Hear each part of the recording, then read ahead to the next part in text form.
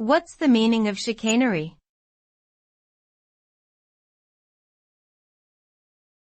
Chicanery.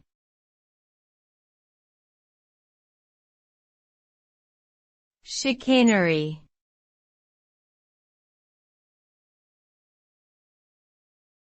Chicanery.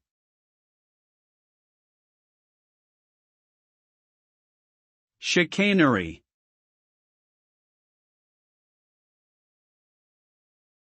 Chicanery refers to the use of deceitful and underhanded methods to achieve a goal. It often involves trickery, deception, and dishonesty in order to gain an advantage over others. The ultimate result of chicanery is typically the achievement of one's desired outcome at the expense of others. Chicanery can be employed in many different contexts, including politics, business, and personal relationships. It is considered to be unethical and immoral, and those who engage in it are often viewed with suspicion and distrust by others.